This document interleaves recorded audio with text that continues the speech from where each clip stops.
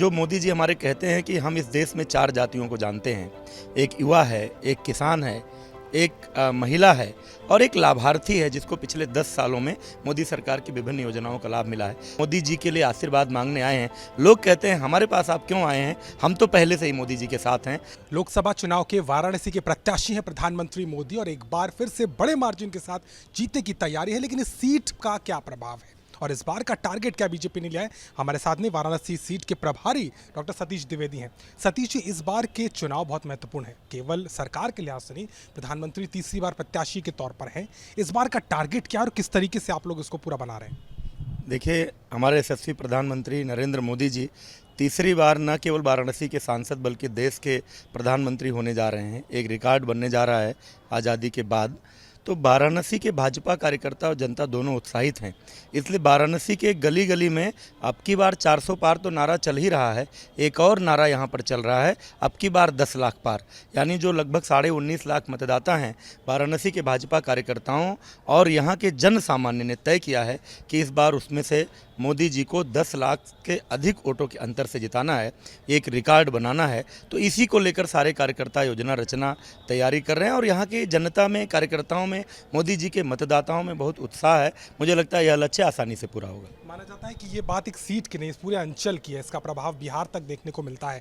किस तरीके से आप बूथों को मजबूत कर रहे हैं? हमने देखा भी, आपने बूथ अध्यक्षों के साथ बैठक की, खुद जेपी तमाम नेता भी आए थे, अमित शाह जी ने बैठक की है। क्या कुछ इसका क्रक्स है इस चुनाव में बड़ी जीत के लिए? देखिए, एक जो मोदी जी हमारे कहते हैं कि हम इस देश में 4 जातियों को जानते हैं। एक युवा है, एक किसान है, एक महिला है और एक लाभार्थी है जिसको पिछले 10 सालों में मोदी सरकार की विभिन्न योजनाओं का लाभ मिला है। हमारा टारगेट भी यही है कि बड़ी संख्या में जो लाभार्थी हैं, कोई परिवार भारत का या वाराणसी का नहीं बचा है जिसको मोदी सरकार के किसी न किसी योजना को लाभ नहीं मिला है। बड़ी संख्या में महिलाएं हैं जो स्वयं सहायता समूह और अन्य योजनाओं के माध्यम से जिनको लाभ मिला है, और जो युवा हैं, इन सबको और किसानों को, देश के 13 करोड़ से अधिक किसानों को जो किसान सम्मान निधि मिली है, देश के 80 करोड़ से अधिक लोगों को जो प्रधानमंत्री गरीब कल्याण योजना के अंतर्गत राशन मिल रहा है, तो उसी वर्ग को हम वाराणसी में भी टारगेट कर रहे हैं। और मैं तो पिछले 1.5 महीने से यहाँ पर हूँ लोकसभा प्रभारी के दायित्व को लेकर। हम जिस घर पर भी जाते हैं, नीचे बूथ तक, लोगों के घरों तक, हम जैसे ही ये कहने की कोशिश करते हैं कि हम मोदी जी के लिए आशीर्वाद मांगने आए हैं, लोग कहते हैं हमारे पास आप क्यों आए हैं, हम तो पहले से ही मोदी जी के साथ हैं। तो इस उत्साह को देखकर लगता है कि वाराणसी इस बार मोदी जी के लिए रिकॉर्ड तोड़ेगा। कब प्रधानमंत्री का आगमन होगा, किस तरीके का कैंपेन होने वाला है? पिछली बार भी जब आए थे तो बड़ा हुजूम सड़क पर आ गया था, इस बार किस तरीके की आपने उनका प्रचार तय किया? देखिए, आदरणीय प्रधानमंत्री जी प्रत्याशी घोषित होने के बाद बाबा विश्वनाथ का दर्शन करने और वाराणसी वासियों का आशीर्वाद लेने के लिए आए थे। उसके बाद जहाँ तक मैं समझता हूँ कि हर बार की परंपरा के अनुसार वो नामांकन के लिए आएंगे, और जब नामांकन के लिए आते हैं तो एक बड़ा रोड शो होता है। वो पूरे देश का या दुनिया का सबसे बड़ा रोड शो उनका हमेशा होता रहा है।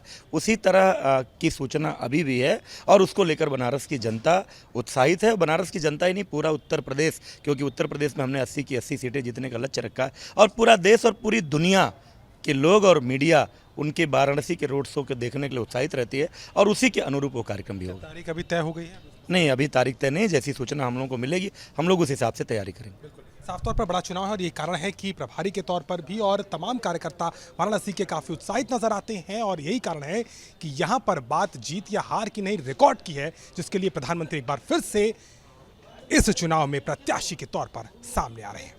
वाराणसी से कैमरामैन गौरव के साथ अभिषेक मिश्रा, आज तक।